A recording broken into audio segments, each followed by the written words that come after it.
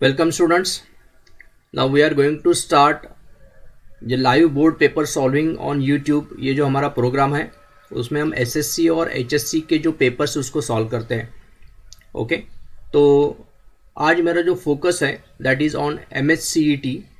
तो एमएससीईटी का हम क्या करने वाले हैं कि जो भी हमारे टॉपिक्स हैं उसके ऊपर के 25 इम्पॉर्टेंट क्वेश्चन, सिलेक्टेड क्वेश्चंस हम यहाँ पे सॉल्व करने वाले हैं एंड धीरे धीरे हम उसमें आगे जाने वाले हैं।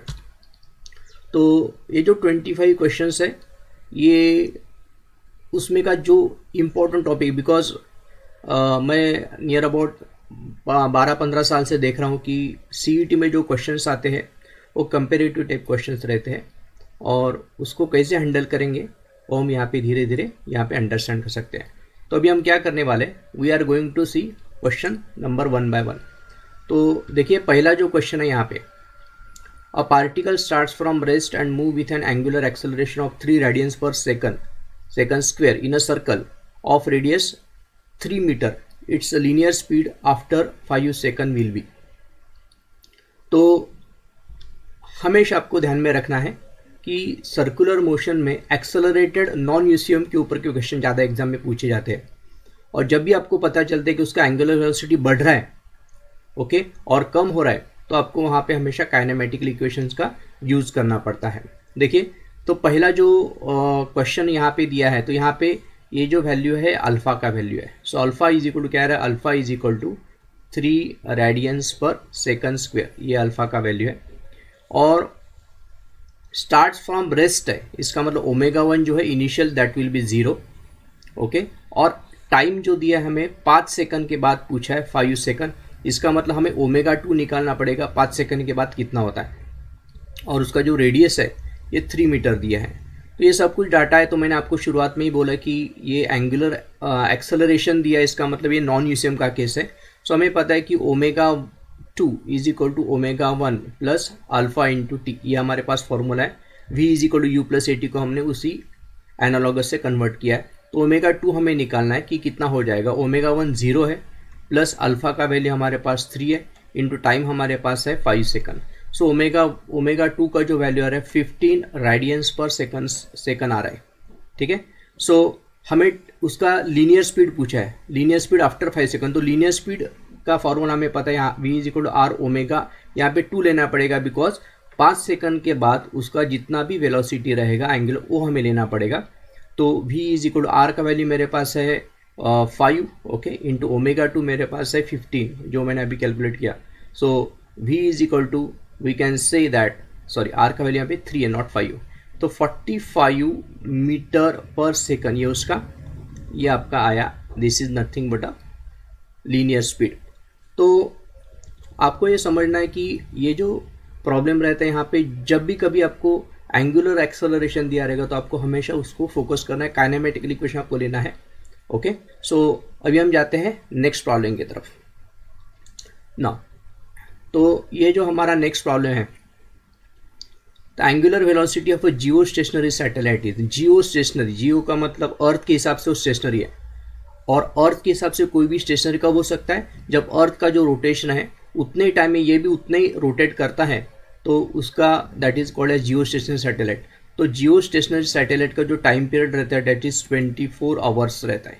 24 आवर्स में एक रिवॉल्यूशन कंप्लीट करने वाला है। सो हम यहाँ पे देख पा रहे हैं कि हमारे पास जो formula omega is equal to 2 pi capital T है। सो तो यहाँ पे हम वैल्यू पुटअप करेंगे, लेकिन आप यहाँ पे देख पा रहे हैं कि रेडियंस पर मिनट है। So everywhere unit is given in a minute, तो हमें इसको मिनट में कन्वर्ट करना पड़ेगा। सो it is nothing but 24 into 60 minute. So I will put the value 2 pi upon 24 into 60। सो मैं यहाँ पे पुटअप करता हूँ तो ये हो जाएगा 12। So pi by 12 6 720 radians per minute, ये हमारा आंसर रहेगा। So we can see is the हमारे लिए करेक्ट आंसर है। तो बहुत सिंपल प्रॉब्लम था ओके। तो ओमेगा निकालने के लिए हमारे पास हमेशा दो फॉर्मूले थे, omega is equal to 2 pi upon capital T. अगर पीरियड की बात करेंगे तो आपको ये वाला फॉर्मूला यूज करना है, और फ्रीक्वेंसी दिया है तो omega is equal to 2 pi N use करना है। तो हमारा कोई भी प्रॉब्लम का जनरली शुरुआत यहीं से होता है, ओमेगा निकालने से होता है, ठीक है। सो देखते हैं आगे।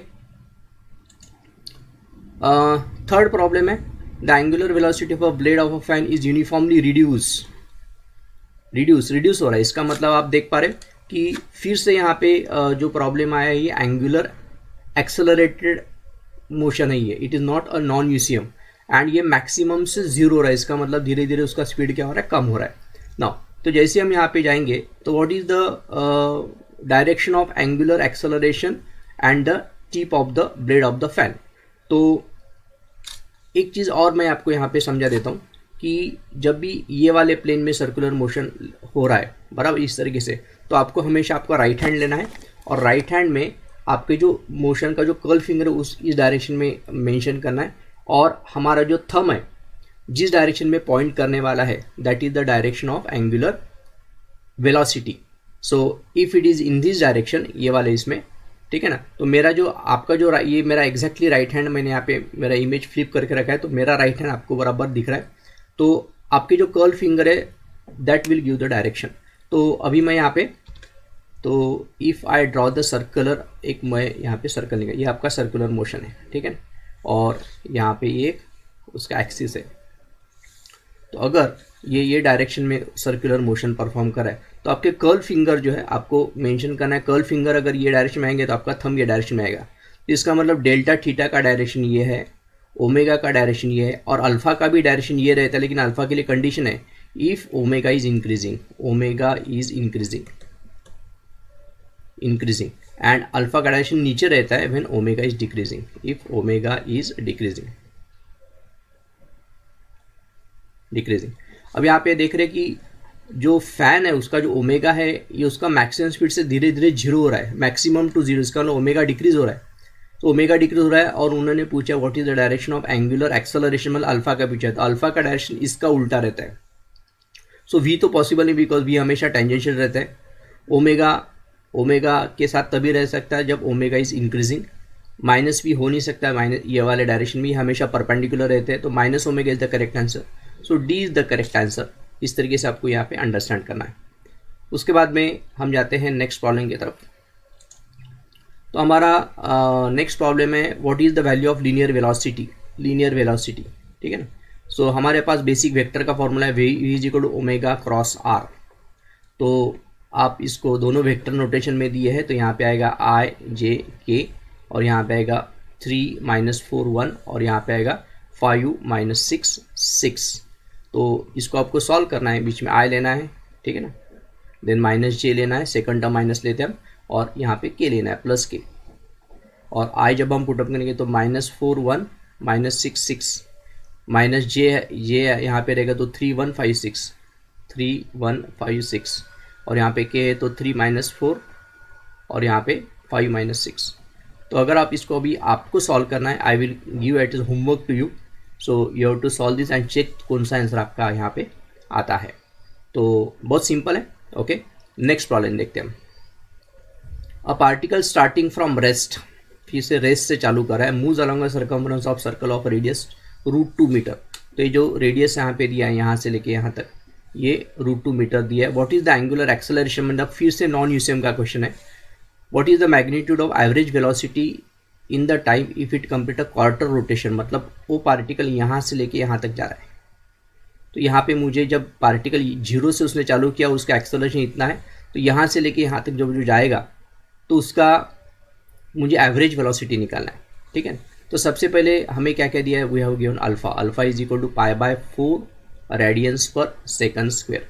और यहाँ पे देख रहे हैं कि क्वार्टर इसका मतलब ये एंगल 90 रहेगा, तो we can say theta is equal to π/2, ये उसका एंगुलर डिस्प्लेसमेंट रहेगा। उसके बाद में रेडियस का जो वैल्यू है √2 मीटर है, इसका काम हमें बाद में आने वाला है। तो सबसे पहले मुझे अगेन काइनेमेटिकल इक्वेशन यूज़ करना पड़ेगा। सो और ये स्टार्ट फ्रॉम रेस्ट है, मतलब ω1 फिर से 0 है। सो हमारे पास basic S is equal to ut plus half AT², ये हमें फॉर्मूला पता रहता है। तो यहाँ पे मैं डालता हूँ theta is equal to ω1t plus half α/t²। तो थीटा का वैल्यू डालो आप π/2, ओमेगा ये तो 0 है, प्लस हाफ अल्फा हमारे पास है π/4 इंटू t²। टाइम हमें निकालना है कि कितने टाइम में ये जाएगा। सो अगर मैं इसको सॉल्व करता हूँ तो मुझे थोड़ा सा यहाँ पे देखिए, यहाँ पे I can solve this is π/2 is equal to π/4 8 into T square. So pi get cancel, ये उधर चला जाएगा तो 4 is equal to T square. तो टाइम का वैल्यू हमारे पास 2 सेकंड मिल रहा है। ओके, तो 2 यहाँ से लेके यहाँ तक जाने के लिए उसको 2 सेकंड लगने वाले हैं। सो उन्होंने मैग्नीट्यूड पूछा। What is magnitude? मैग्नीट्यूड मतलब स्पीड। स्पीड मतलब क्या रहता है? Path length. Speed is equal to path length upon time. तो पाथ लेंथ हमारे पास है S is equal to R theta, ये मैं लेंथ ऑफ आर का formula, S is equal to R theta, ये हमारे पास लेंथ ऑफ आर का फॉर्मूला है। तो I will put this and divided by उसका टाइम। तो आर हमारे पास है √2, ओके, और यहाँ पे थीटा है हमारे पास π/2, और यहाँ पे टाइम जो है हमारे पास 2। तो आप देख पा रहे कि √2 और ये इसको कट करेगा तो √2 रहेगा यहाँ पे। तो पाई अपॉन ये √2 यहाँ पे मल्टीप्लाई करेगा तो पाई √2 ये मीटर पर सेकंड, ये हमारा आंसर आएगा। बिकॉज आर थीटा, तो ये कैलकुलेशन देखो, तो पाई √2 ये बी आंसर है यहाँ पे हमारा मैच कर रहा है। तो आप देख पा रहे कि अगर आपने प्रॉपर फॉर्मूले हैं और यूनिट्स के ऊपर कॉन्सेंट्रेट करेंगे, और इम्पॉर्टेंट बात मैंने बोला कि हमेशा सर्कुलर मोशन में जो भी क्वेश्चन आएंगे that will be related with accelerated motion. तो ये सब टिपिकल प्रॉब्लम मैंने आपके लिए निकाल के रखा है, और सो दैट इसको आपको अच्छी तरीके से करना है। तो अभी हम देखते हैं प्रॉब्लम नंबर 6 प्रॉब्लम की तरफ जाते हैं हम। देखिए, a wheel starting from rest is rotating with a constant angular acceleration, मतलब यहाँ पे फिर से अल्फा दिया है, और अल्फा दिया है तो ये हो जाता है नॉन-यूसियम। और student note that it traces N angle of 80 radian, मतलब एक डिस्प्लेसमेंट या angular displacement in 4 second. What was the angular velocity of the wheel when the student start his observation, मतलब जब t इज इक्वल टू 0 था, मतलब उन्होंने initial velocity पूछा है। देखिए हमारे पास फिर से काइनेमेटिक इक्वेशन है, हमारे पास है ये s is equal to ut plus half at square, ये हमारे पास फॉर्मूला है लीनियर मोशन में का। हम इसको सर्कुलर मोशन में कन्वर्ट करते हैं। Theta is equal to ω1t plus half alpha T square, सब वैल्यू हमारे पास है। थीटा का वैल्यू मेरे पास 80 रेडियन है, ω1 का जो वैल्यू मुझे निकालना है, और टाइम यहाँ पे दिया है I will say 4 second, because ये 4 सेकंड में 80 रेडियन हुआ था, इंटू हाफ यहाँ पे प्लस अल्फा तो कांस्टेंट है, अल्फा इज 2, और टाइम जो है 4 सेकंड है, इसका मतलब 4 का स्क्वायर। सो अगर हम इसको सॉल्व करेंगे तो ये हो जाएगा 80 इज इक्वल टू 4ω1, ये 2 कैंसिल हो जाएगा, प्लस 16 हो जाएगा, ये यहाँ पे चला जाएगा। 80 minus 16 become 4ω1, so it is 64 is equal to 4ω1. So 64 upon 4, that is nothing but ω1, that comes out to be 16 radians per second. तो हमारा जो आंसर आएगा ω0 initial, that will be B is the correct option. इस तरीके से हम ये चीज़ को अंडरस्टैंड करेंगे। तो अभी हम जाते हैं नेक्स्ट प्रॉब्लम की तरफ। 6 हमारा हो गया। Next, a car is accelerating at a rate a in a horizontal direction. देखिए ये एक आपका रास्ता है, ओके, और आपका जो कार है, सपोज यहाँ पे मैं एक कार निकालता हूँ, दिस इज द कार, ठीक है, और ये जो है ये डायरेक्शन में एक्सेलरेट हो रही है a, ठीक है, और यहाँ पे एक पेंडुलम बांध के रखा है। तो आप इमेजिन करो कि अगर ये कार रेस्ट पे है और अगर कार यूनिफॉर्म मोशन में जा रही है, तो दोनों केस में a 0 रहेगा। तो ये जो पेंडुलम है इसका जो पीरियड रहता है t is equal to 2π under root of L upon G, मतलब ओनली देखो बाकी सब कुछ कांस्टेंट, यहाँ पे g चेंज होने वाला है, बिकॉज यहाँ पे फिलहाल if the car is at rest it will B g, लेकिन अगर कार एक्सेलरेटेड ये मोशन से हो रहा है तो ये जो पेंडुलम है ये डायरेक्शन में एक्सेलरेट हो जाएगा। इसका मतलब अगर मैं पेंडुलम को थोड़ा सा ऑब्जर्व करता हूँ तो मुझे ऐसा पता चल रहा है कि ये पेंडुलम के ऊपर at a time 2 acceleration act होने वाले, एक नीचे डायरेक्शन में g और एक ये डायरेक्शन में a, ठीक है ना। तो इनका जो रिजल्टेंट है, इन दोनों में एंगल है, इनका रिजल्टेंट मुझे ऐसा निकालना पड़ेगा। तो यहाँ पे जो g के बदले में उसको मुझे a नेट रखना पड़ेगा। तो आपको पता है कि a और g में जो एंगल है दैट इज़ 90। सो हमारे पास रिजल्टेंट का बेसिक फार्मूला है, ये है p square plus q square plus twice P Q cos theta, ये हमारा वेक्टर का फार्मूला है। तो यहाँ पे हम रिजल्टेंट एक्सेलरेशन यहाँ पे मैं a नेट लिखता हूँ, a net is equal to क्या आएगा, is equal to under root of it is a square plus g square plus twice a into G into cos 90। तो cos 90 हो जाएगा 0. सो ए नेट क्या आ रहा है यहाँ पे, A net is nothing but under root of A square plus G square. तो ये वैल्यू हम यहाँ पे पुटअप करेंगे तो हमारा जो आंसर बन रहा है that is L upon G के बदले हम डालेंगे ए नेट. ए नेट का वैल्यू है, अगर मैं ये पुटअप करता हूँ तो it will be G square plus A square rest power half. मतलब ये वाला आंसर हमारा मैच कर रहा है. सो हमारा जो करेक्ट आंसर है दैट इज सी. तो आपको ये समझना है कि एक्सेलरेटेड अगर मोशन है तो यहाँ पे आपको उसका नेट एक्सेलरेशन निकालना पड़ेगा. ओके, तो हमारा हो गया 7th प्रॉब्लम. आगे जाते हैं. Now a car of mass m is traveling with a uniform speed on the road as shown in figure. ये जो कार है यूनिफॉर्म स्पीड से जा रही है और ये ऐसा जिगजैग पाथ है. आप देख रहे हैं कि यहाँ पे मैंने कुछ सर्कल निकाले. तो ये जो यहाँ पे सर्कुलर मोशन परफॉर्म करने वाला है इसका जो सेंटर रहेगा वो यहाँ पे रहेगा. यहाँ पे स्ट्रेट लाइन मोशन है, यहाँ पे स्ट्रेट लाइन मोशन है, यहाँ पे फिर से सर्कुलर मोशन है. तो यहाँ पे इसका जो सेंटर है यहाँ पे रहेगा. तो हमें निकालना है the force exerted by the road on the car is maximum. तो आपको पता है कि जब भी हम इसका बैलेंस लेते हैं कि when ever particle is performing a circular motion, ऊपर वाला जो पार्ट है, सपोज ये वाला पार्ट मैं यहाँ पे लेता हूँ, ये जो सर्कल है I will take this circle यहाँ पे. ओके, और मैं यहाँ पे इसका क्या करता हूँ, यहाँ पे एक फोर्स बैलेंस करता हूँ कि बिकॉज हमारा बॉडी अभी यहाँ पे है. सो यहाँ पे अगर बॉडी हमारा यहाँ पे तो इसका जो वेट है that will act downward. Normal reaction है दैट विल एक्ट यहाँ पे. और हमें फोर्स एक्सर्टेड मतलब they are talking about normal reaction. Since it is a performing circular motion, F net toward centre जो रहता है, एफ नेट टूवर्ड सेंटर, ठीक है ना, F net is equal to M G minus N. और इसको हम पुटअप करते हैं M V square upon R. M V square upon R is equal to M G minus N. So we are interested in N. तो N को इधर जाने दो, ये यहाँ पे नहीं दो. तो N is equal to M G minus M V square upon R. तो यहाँ का जो नॉर्मल रिएक्शन है ये वाले पॉइंट का, तो ये आ रहा है. अगर हम इसकी बात करेंगे, ये वाला सर्कल, मैं ये वाला सर्कल फिर से नीचे देता हूँ. ये वाला सर्कल हमारा बॉडी अभी यहाँ पे है, ठीक है ना, हमारा जो कार यहाँ पे. तो यहाँ पे फिर से it is a performing circular motion. तो यहाँ पे मैं क्या करता हूँ, फिर से बैलेंस करता हूँ. यहाँ पे जो एम जी है that is acting vertically downward. Normal reaction ऊपर एक्ट हो रहा है.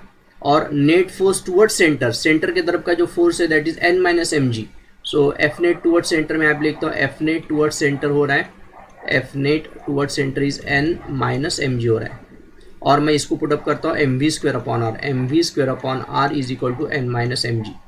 तो आप देख रहे हैं कि एम जी इधर चला जाएगा तो M V square upon R plus M G that will be N. तो नॉर्मल रिएक्शन, यहाँ का जो नॉर्मल रिएक्शन आ रहा है, यहाँ का जो है M V square upon plus M G आ रहा है. यहाँ का reaction M V square N M G minus M V square upon R, मतलब ये कम है, ये ज़्यादा है. और यहाँ पे नॉर्मल रिएक्शन एन ही रहेगा बिकॉज ये स्ट्रेट लाइन पाथ है यहाँ का और यहाँ का. तो इसके लिए मैक्सिमम पूछा है, तो मैक्सिमम कहाँ पे रहेगा, it is will at R रहेगा. तो ये तरीके से आप इसको अंडरस्टैंड करना है. आगे जाते हैं ना. उसके बाद में एक बहुत सिंपल प्रॉब्लम है, फॉर्मूला ओरिएंटेड है. A particle of mass m is moves with a constant speed. Constant speed मतलब यूसीएम परफॉर्म कर रहा है along a circular path of circle of radius. Okay, और उसका उसका जो फोर्स है दैट इज एफ. उसका स्पीड पूछा है. तो हमें पता है कि जब भी कोई सर्कुलर मोशन परफॉर्म करता है तो उसके लिए फॉर्मूला ये रहता है M V square upon R. तो इसको क्रॉस मल्टीप्लाई करते हैं, F R upon M is equal to V square. What is V? V is equal to under root of F R upon M, F R upon M. तो ये हमारा answer रहेगा. तो F R upon M. So यहाँ पे A option match हो रहा है. A is the correct option. बहुत सिंपल फॉर्मूला ओरिएंटेड क्वेश्चन था. नेक्स्ट जाते हैं. Okay, a flyover is in the form of circular radius of 39.5 metre. और ये जो रेडियस है यहाँ पे एक फ्लाईओवर में थोड़ा सा इस तरीके से, ये नीचे वाला सर्कल आप निगलेक्ट करो, ये फ्लाईओवर है, ये ऐसा जा रहा है, ये ऐसा आ रहा है, ठीक है ना, इस तरीके से जाएगा, ठीक है. ये जाएगा यहाँ से ऐसा रोड रहेगा. तो ये फ्लाईओवर है. तो फ्लाईओवर का ये जो पार्ट है ये it is a part of this circle. Okay, और ये जो सर्कल है यहाँ पे उन्होंने दिया है, अगर मैं इसको मानता हूँ तो ये सर्कल रहेगा आपका 39.5 मीटर है, बराबर है. और what is the limiting speed, limiting speed पूछा है, वो हम देखते हैं. Eight which car can cross the bridge without losing the contact. Okay, with the road at the highest point. यहाँ पे गाड़ी ने कॉन्टैक्ट लूज नहीं करना चाहिए. जब कॉन्टैक्ट जस्ट लूज करेगी तो n इज इक्वल टू 0 आता है, ये आपको समझना है.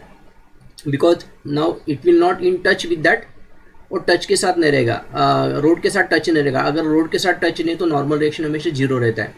ओके, और उन्होंने एक चीज़ बोला है कि assume that the centre of gravity of the car is 0.5 metre above.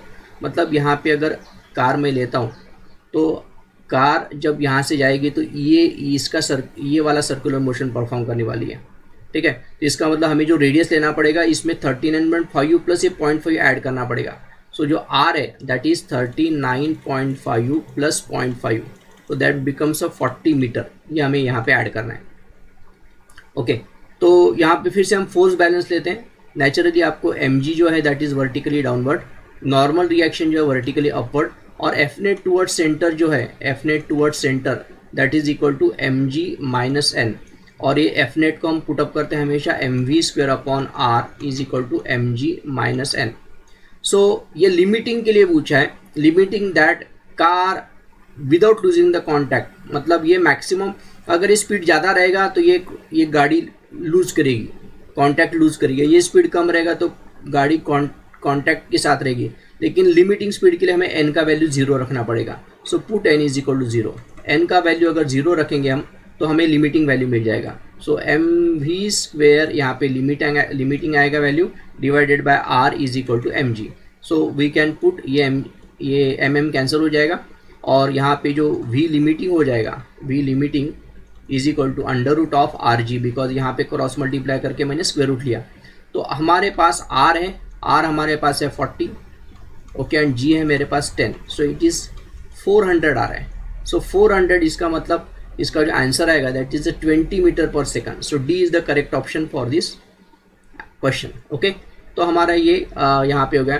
तो आप देख पा रहे कि क्वेश्चंस अगर आपके बेसिक कंसेप्ट क्लियर है तो क्वेश्चंस को सॉल्व करना बहुत आसान है. तो अभी हम जाते हैं नेक्स्ट प्रॉब्लम की तरफ जाते हैं.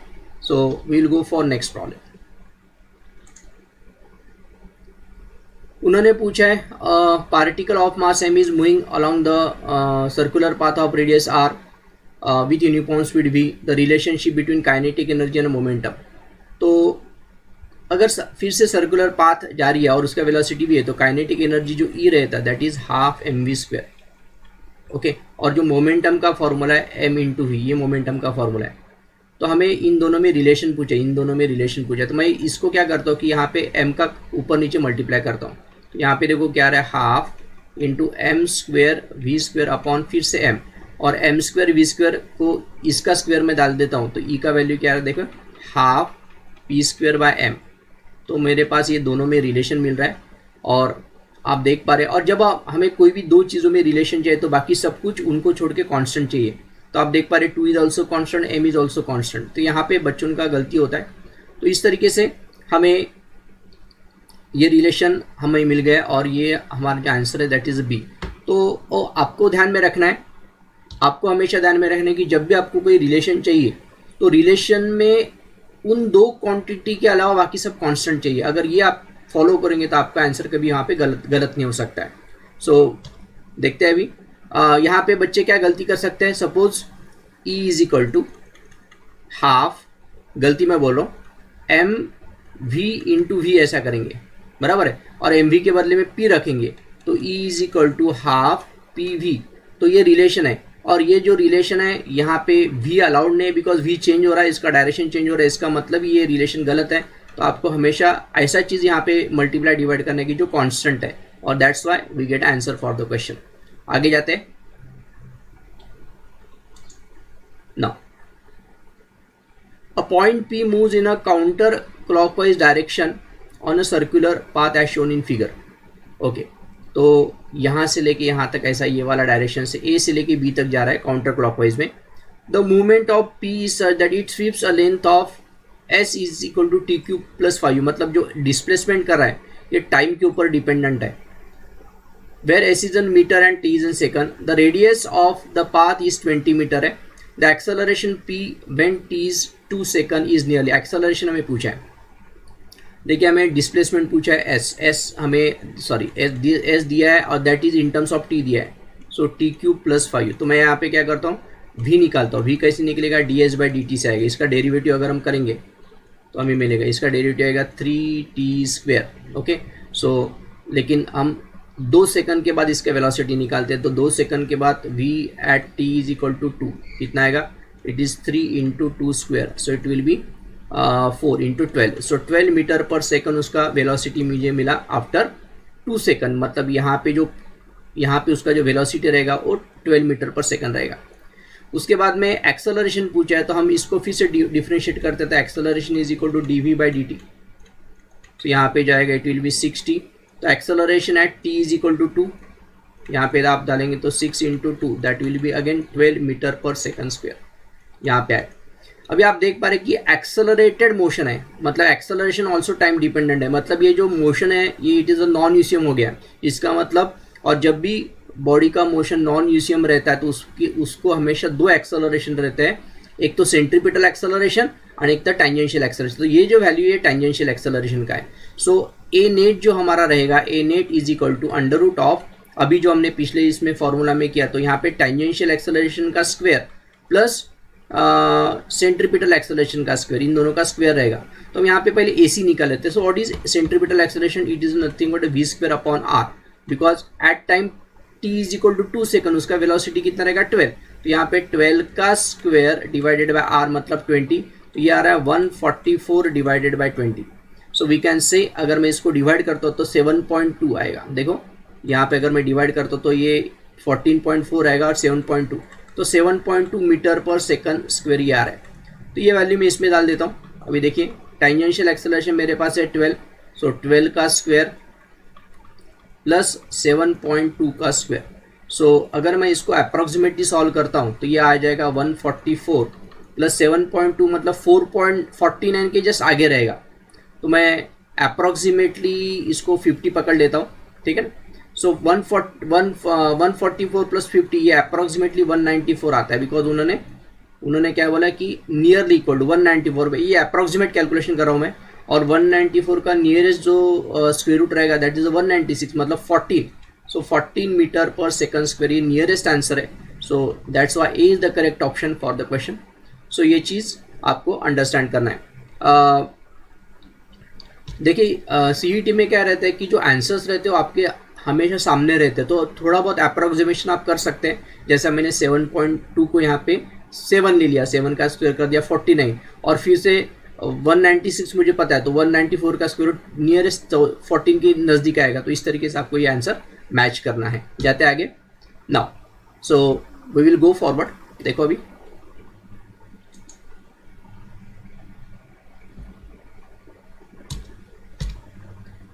नाउ, सो देखते हैं अभी। A cyclist is moving in a circular track of radius 80 metre. एक साइकिलिस्ट जा रहा है with a velocity of 35 kilometre per hour. In order to keep his balance he has to lean inward in a vertical through an angle. हमें पता है कि जो theta रहता है tan inverse of V square by R G रहता है, जहाँ पे आपको जो बेंड होना पड़ता है साइकिलिस्ट को, तो ये वाला फॉर्मूला रहता है। तो यहाँ पे मुझे इसको कन्वर्ट करना पड़ेगा। तो हमारे पास जो v है that is 35 kilometre per our है, इसको मैं मीटर पर सेकंड में कन्वर्ट करता हूँ। तो मीटर पर सेकंड में कन्वर्ट करने के लिए मुझे 5/18 से इसको मल्टीप्लाई करना पड़ेगा, तो ये हो जाएगा मीटर पर सेकंड। अभी यहाँ पे शायद मैं फिर से एक अप्रोक्सीमेशन करता हूँ, बिकॉज अगर मैं यहाँ पे 35 है, ये it is now near to 36, तो मैं इसको डायरेक्ट 2 से डिवाइड कर लेता हूँ। सो एक्चुअली होता नहीं, लेकिन 1.12 से थोड़ा सा कम आएगा, लेकिन अप्रोक्सीमेशन बिकॉज आंसर मेरे सामने, तो ये हो रहा है मेरे पास 10। तो ये मैंने ये बहुत एक अप्रोक्सीमेशन किया। और थीटा इज इक्वल यहाँ पे डालो tan inverse of V square मतलब 10 का square upon R G. R मेरे पास है 80 मीटर है, सो 80 इंटू 10। सो अगर मैं इसको देखता हूँ तो थीटा इज इक्वल आएगा tan inverse of 100 upon 800। So 2 0 cut जाएंगे और आप देख पा रहे कि theta is equal to tan inverse of कितना आएगा 1/8। That will be answer for the question. So tan inverse 1/8 is D is the correct answer. तो यहाँ पे मैंने फिर से अप्रोक्सीमेशन किया, इंस्टेड ऑफ एक्यूरेटली डिवाइड करने का कोई ज़रूरत नहीं, बिकॉज आंसर मेरे सामने है। तो इस तरीके से आप ये प्रॉब्लम को समझ सकते हैं। आगे जाते हैं। On a dry road the maximum speed of the vehicle moving on a curve road is 30 kilometre per hour. Okay, dry road है और after the heavy shower the maximum safe speed of the road is 18 kilometre per hour. Okay, the ratio of coefficient of friction for the dry road and wet road. तो यहाँ पे coefficient of friction की बात की गई है। तो हमें पता है v is equal to under root of mu R G. अगर फ्रिक्शन वहाँ पे प्ले में आता है तो हमें ये फॉर्मूला यूज़ करना पड़ता है। तो अगर मैं ड्राई के लिए मैं 1 पकड़ता हूँ और वेट के लिए मैं 2 पकड़ता हूँ, तो मैं ये फॉर्मूला लिखता हूँ। So v1 square is equal to square कर देता हूँ, तो ये μ1 ड्राई हो जाएगा μ1 आर जी, बिकॉज ये दोनों फैक्टर सेम है, बिकॉज वही रोड है, जी भी वही है, तो रेडियस सेम रहेगा, जी भी सेम रहेगा, खाली फ्रिक्शन अलग अलग है। और यहाँ पे v2 square is nothing but μ2 into r g. और मैं इसको अगर मैं डिवाइड कर देता हूँ तो आर जी हो जाएगा कैंसिल। और since it is a comparative problem, ये जो स्पीड उन्होंने दिया है मुझे कन्वर्ट करने का ज़रूरत नहीं, बिकॉज कन्वर्शन दोनों जगह पे करना पड़ेगा और दोनों जगह पे मैं कन्वर्शन करता हूँ तो that will get cancel. So I will put here as such, यहाँ पे 30 का स्क्वायर डिवाइडेड बाय 18 का square is equal to μ1 upon μ2। सो ये मुझे रेशो मुझे चाहिए। So if I solve this, अगर मैं इसको सॉल्व करता हूँ तो देखो क्या हो जाएगा। ये दोनों का स्क्वायर ये 3 से डिवाइड हो जाएगा और 6 से भी डिवाइड हो जाएगा। 6 5 जा एंड 6 3 जा, तो 5 square by 3 square, so it is 25 by 9 is equal to μ1 upon μ2। सो ये ड्राई था, ये वेट था, तो यहाँ पे बोला है coefficient of dry to wet. तो यहाँ पे ध्यान में रखो, कभी उल्टा कर देते तो आपका ये रेसिप्रोकल आएगा। तो 25 by 9 is the correct answer, तो मेरे लिए B is the correct answer for the question. तो इस तरीके से ये चीज़ हम अंडरस्टैंड करें। अभी आते हैं नेक्स्ट क्वेश्चन की तरफ। Okay, now a body of mass m slides from the rest. यहाँ पे एक बॉडी है, ए पे बॉडी है और ये स्लाइड कर रही है, बराबर है, डाउन द स्मूथ मतलब यहाँ पे कोएफिशिएंट ऑफ फ्रिक्शन हम निगलेक्ट करेंगे। Hemispherical bowl of radius r, इसका रेडियस r है, from the highest point a, यहाँ से डाउन करिए। What is the velocity of the body when it reaches the bottom.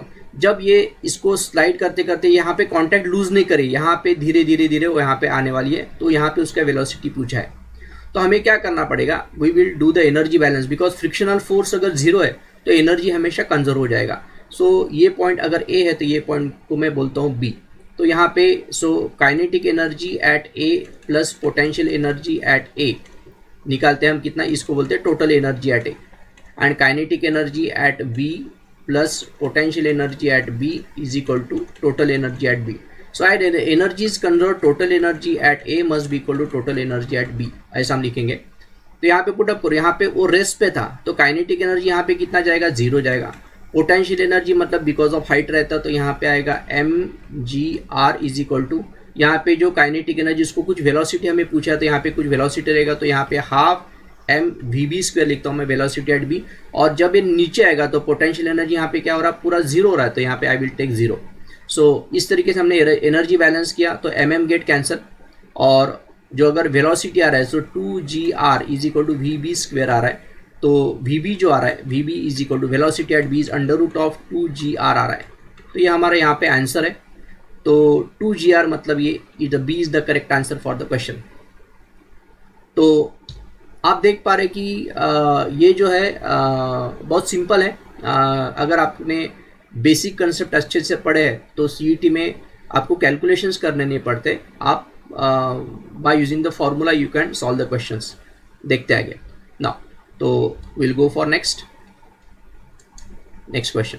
So if T1 and T2 are the periods of simple pendulum and conical pendulum respectively of the same length, then so simple pendulum का जो period रहता है ये T1 है। सो मैं formula लिखता हूँ, T1 is equal to यहाँ पे आएगा 2 pi, so I will write here 2 pi under root of L by g, और कोनिकल पेंडुलम का जो पीरियड है 2 pi under root of L cos theta by g, L cos theta by g. अभी ये सब कुछ कांस्टेंट है, ये सेम है, ये सेम है, ये सेम है, और cos का वैल्यू हमेशा 1 से कम ही रहेगा।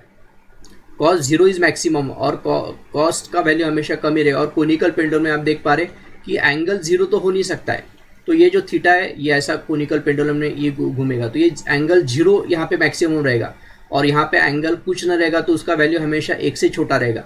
और L को अगर हम फ्रैक्शनल नंबर से मल्टीप्लाई करेंगे तो ये भी वैल्यू कम आएगा, और ये वैल्यू कम आएगा तो ये भी कम आएगा। इसका मतलब क्या है, T1 will be greater than T2।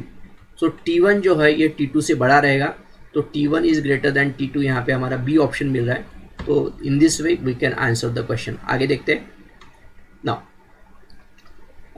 what is the apparent weight of the body of mass m attached to the end of the string which is just completing the loop in a vertical circle at the lowest point in its path। ये जब just complete करता है ना, ये जो एक body है यहाँ पे, और यहाँ पे सपोज हमने इसको बांध के रखा है ऐसा, और एक लूप कंप्लीट कर रहा है, तो हमें पता है कि ये जब जस्ट कंप्लीट करता है तो इसका जो वेलोसिटी यहाँ पे रहेगा v is equal to √5gr रहता है।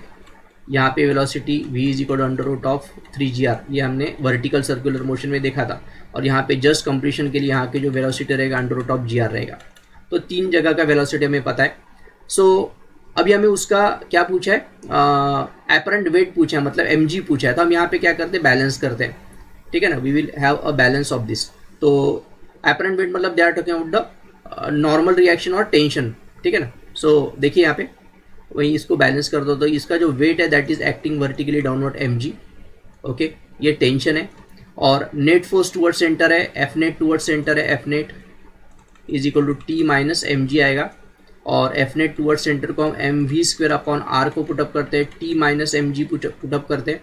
और हमें actually we are interested in tension, तो टेंशन कितना रहेगा, तो mv² upon r plus mg is equal to tension. तो हमें ये टेंशन ये करना है, तो यहाँ पे v के जगह हम ये वैल्यू पुटअप करते हैं। एट द लोएस्ट पॉइंट पूछा है तो v के जगह हम ये वैल्यू पुटअप करते हैं।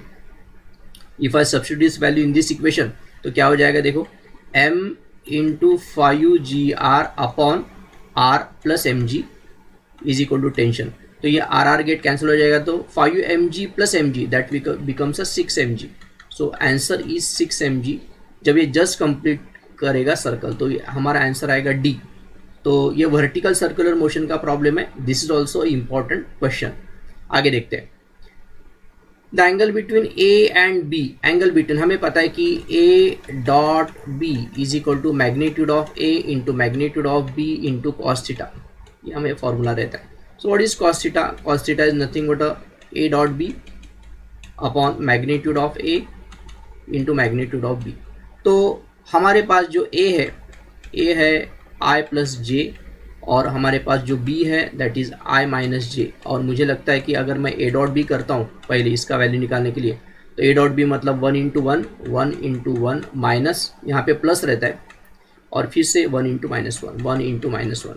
तो आप देख पा रहे, तो ये जो आंसर है तो 1 माइनस 1 हो जाएगा 0। सो अगर ए डॉट बी 0 आ रहा है, इसका मतलब ही क्या है, ए डॉट बी अगर 0 आ रहा है तो इसका मतलब ये है कि ये जो एंगल है ये क्या रहेगा, 90 डिग्री रहेगा। तो हमारा जो करेक्ट ऑप्शन है ये बी ऑप्शन है। आगे देखते हैं। Which one of the following statement is true, theoretical question है।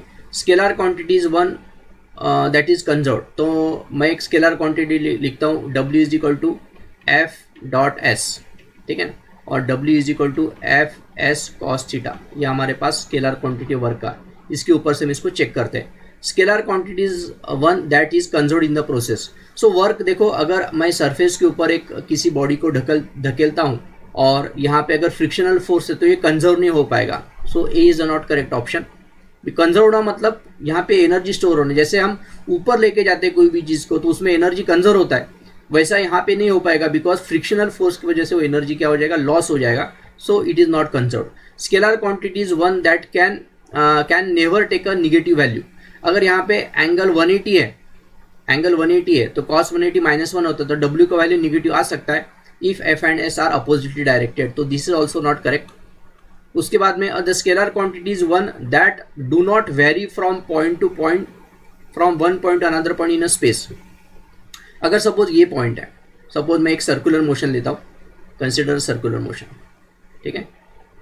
तो हम क्या करते हैं, सपोज एक सर्कल है। नाउ अभी ये पॉइंट को मैं ऐसा सीधा लेके गया और ये पॉइंट मैं ऐसा सर्कुलर लेके गया, ठीक है। तो हमें पता है कि जो वर्क है ये अगर सर्कुलर मोशन से जा रहा हो तो वर्क हमेशा 0 रहता है, ओके। और ये वाले केस में कुछ वर्क रहेगा, तो इसका मतलब scalar quantity 1 that does not very, तो यहाँ पे वेरी कर रहा है, यहाँ पे क्या हो रहा है, इट वेरी कर रहा है इन अ स्पेस, स्पेस में वेरी कर रहा है। If it is a performing a circular motion, तो यहाँ पे सर्कुलर मोशन में कोई वर्क नहीं होता है, because work done by the centripetal force is always zero. लेकिन अगर मैं इसको यहाँ से स्ट्रेट लाइन पाथ में लेके जाता हूँ बाय सम फोर्स, तो यहाँ पे कुछ वर्क का वैल्यू रहेगा। तो इस तरीके से अगर मैं दो अलग अलग पाथ को कंसिडर करता हूँ स्पेस में, तो this is also not a correct. A scalar quantity has the same value for the observer which different orientation of the axis. That is a very correct. ये डेफिनेशन है आपका scalar quantity का कि हम उसका direction के साथ कोई संबंध नहीं रहता है, और यहाँ पे वही ओरिएंटेशन की बात की गई। तो हमारे लिए D is the correct option for the, और बाकी कैसे रॉन्ग है मैंने आपको बताया। आगे जाते हैं। Figure shows the orientation of two vectors है u and v in x y plane. U का वैल्यू ये दिया है और जो v का वैल्यू ये दिया है, विच इज़ द करेक्ट। तो अभी सबसे पहले हम डिस्कस करते हैं कि देखो मैं यहाँ पे एक वेक्टर निकालता हूँ, यहाँ पे ऑलरेडी ये वेक्टर है, तो मैं इसको यूज़ करता हूँ, इसको मैं इसको पैरेलल यहाँ पे निकालता हूँ, ठीक है ना। I will take this vector as a parallel to this, यहाँ पे मैं इस वेक्टर को एक पैरेलल वेक्टर मैंने निकाला, बिकॉज मैं इसको शिफ्ट कर रहा हूँ, इसको आप भूल जाओ फिलहाल। अभी आप देख पा रहे कि ये जो u है इसका अलॉन्ग एक्स एक्सिस a है, मतलब अगर मैं इसको रिजॉल्व करता हूँ तो रिजॉल्व यहाँ पे आएगा, इसको एक परपेंडिकुलर डालना पड़ेगा मुझे, और यहाँ पे परपेंडिकुलर डालना पड़ेगा, ठीक है ना। तो आप देख पा रहे कि जो अलॉन्ग एक्स एक्सिस से ये a रहेगा और अलॉन्ग b जो है यहाँ पे रहेगा, इसका मतलब a एंड b दोनों पॉजिटिव है। और अगर ये एक्सिस को मैं नीचे खींच लेता हूँ थोड़ा सा, यहाँ पे अभी फिर से मैं इसको नीचे खींच लेता हूँ, ये ओके, और इसका मैं यहाँ से परपेंडिकुलर डालता हूँ, यहाँ से लेके यहाँ तक। तो आप देख पा रहे कि यहाँ पे क्या हो रहा है कि ये जो p है, P यहाँ पे आएगा, P यहाँ पे आएगा, और Q जो है यहाँ पे आएगा, मतलब it will on the negative direction. इसका मतलब आप देख पा रहे कि जो A, P and B, A, P and B ये पॉजिटिव, ये A पॉजिटिव पे जा रहा है, P is also on positive and B is also on positive axis, मतलब ये तीनों पॉजिटिव रहेंगे, और ये जो Q है ये निगेटिव रहेगा। सो यहाँ पे देखिए A, P, B are positive and Q is negative, so B is the correct option मेरे लिए। आप देख पा रहे मैंने रिजॉल्व किया and along the axis resolve किया, मैंने इसको शिफ्ट करके देखा, और ये बेसिक कंसेप्ट के ऊपर का प्रॉब्लम है, और इस तरीके से हमने इसको अंडरस्टैंड किया। तो स्टूडेंट्स आपको समझना है कि बेसिक कंसेप्ट को पकड़ के सभी क्वेश्चंस आते हैं। आपको कभी भी CET क्वेश्चन को इंट्यूशन से मार्क नहीं करना है, stick to the formula, formula के साथ स्टिक रहो, और कि मुझे ये लगता है, ऐसा लगता है, ऐसा मैंने सोचा था, इसको कोई मतलब नहीं रहता CET में। आपके फॉर्मूले पक्के रखो और फॉर्मूले के ऊपर आप आंसर देते जाओ। ओके, आगे जाते हैं। नेक्स्ट है 20, the component of vector R along x axis will have a maximum. अभी फिर से मैं एक एक्स एक्सिस निकालता हूँ, वाई एक्सिस निकालता हूँ, ठीक है ना। ये एक्स और वाई एक्सिस है, और सपोज एक वेक्टर है, अभी उन्होंने R along positive y axis, अगर ये ऐसा है तो इसका अलॉन्ग एक्स कॉम्पोनेंट तो जीरो आएगा, R along positive x axis. अगर ऐसा है तो जो भी कुछ है वो अलॉन्ग एक्स एक्सिस आएगा, वाई कॉम्पोनेंट जीरो आएगा। सो ये हो सकता है, ये हो सकता है। उसके बाद में R makes an angle of 45 degree with x axis, ये 45 डिग्री का एंगल बना रहा है।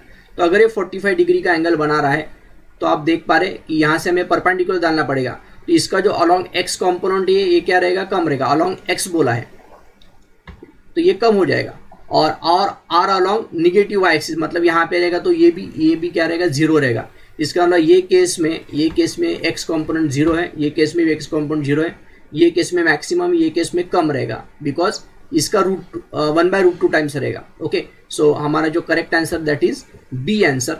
इन दिस में हम इस जिसको समझते हैं। उसके बाद में two particles of equal masses, उनका मास इक्वल है, revolving with the same speed in a concentric circular path, इसका मतलब यूसीएम परफॉर्म करे, of radius r1 and r2 respectively, ratio of their centripetal forces. हमें पता है सेंट्रीपिटल फोर्स का जो फॉर्मूला आता है F = mv²/r। और अगर ये पहले के बात करेंगे तो टू पार्टिकल्स ऑफ इक्वल मास, दोनों का मास सेम है, दोनों का स्पीड सेम है, मतलब ये दोनों कांस्टेंट है, एंड सर्कुलर पाथ का एक का रेडियस r1 है, एक का रेडियस r2 है। The ratio of the centripetal force F1 है।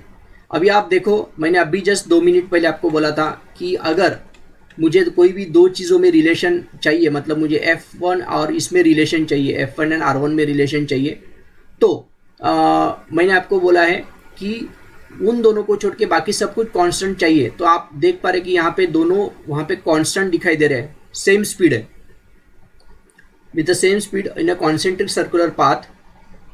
कॉन्सेंट्रिक सर्कुलर पाथ में भी उनका स्पीड क्या है, सेम है। ओके, सो R1 R2, इसका मतलब ये वाला जो फैक्टर है दैट इज कांस्टेंट, और मैं इनका अगर रेशियो लेता हूँ तो ये वाला फैक्टर कट हो जाएगा, तो F1 अपॉन F2 का जो आंसर आएगा so that will be R2 upon R1 आएगा।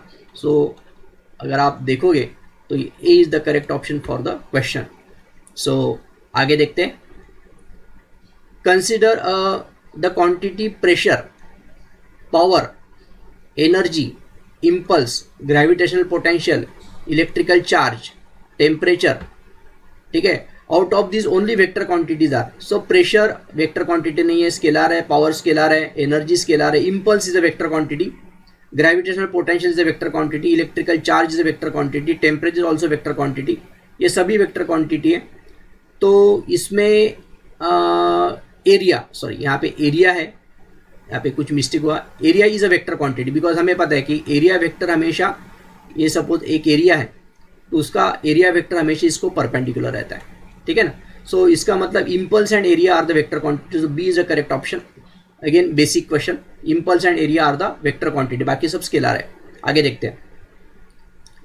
इन the two dimensional motion instantaneous speed is v0 is a positive constant, okay, positive है।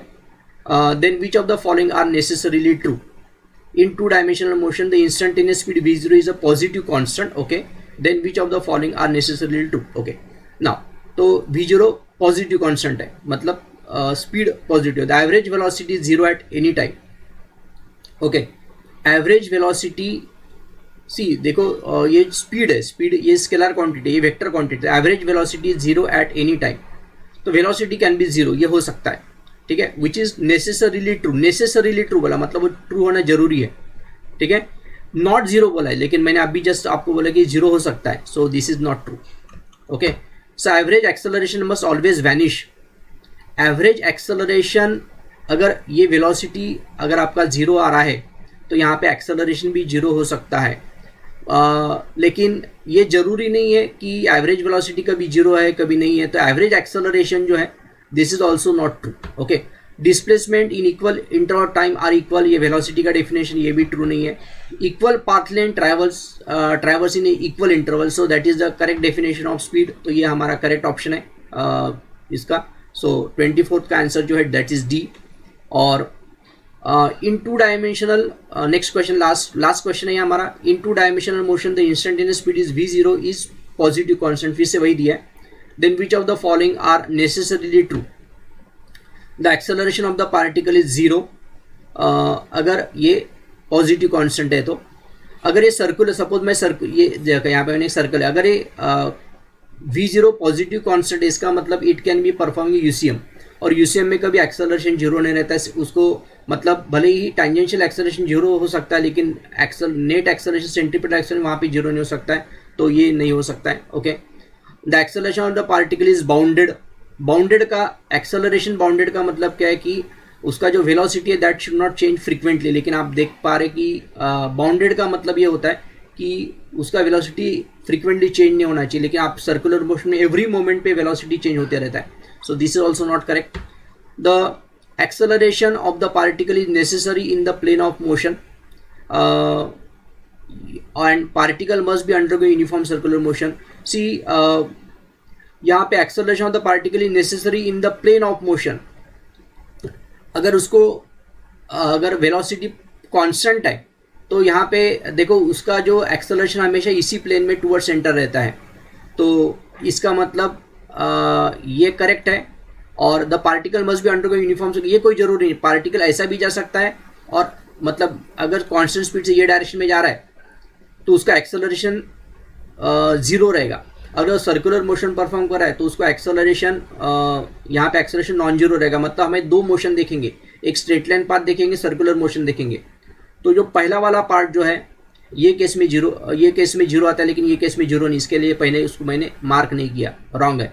एक्सेलरेशन बाउंडेड, बाउंडेड मतलब वेलोसिटी यहाँ पे बाउंडेड है लेकिन यहाँ पे अनबाउंडेड है, मतलब ये कंटिन्यूस चेंज हो रहा है, so it is not correct. Acceleration of the particle necessarily in the plane of motion, तो ये बहुत जरूरी, बिकॉज जिस इसमें हम जा रहे हैं उसी इसमें ये रहेगा, और सर्कुलर मोशन जिस प्लेन में करे उसी इसमें ये रहता, तो this is the correct. And the particle must be undergoing uniform circular motion, जरूरी नहीं है, बिकॉज ये दोनों केस में ये कंडीशन ट्रू है। तो हमारा जो करेक्ट ऑप्शन है दैट इज सी। तो इस तरीके से आप देख पा रहे, तो अपने यहाँ पे जो सर्कुलर मोशन के जो टिपिकल क्वेश्चंस है जो एग्जाम में आते हैं हमने उसको कवर किए।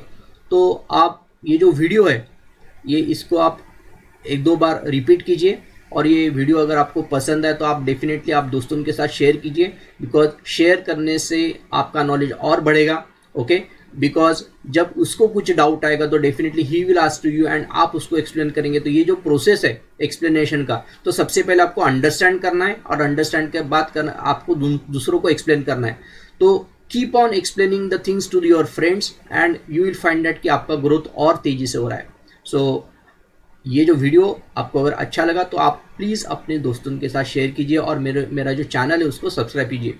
Thank you very much for watching, bye bye.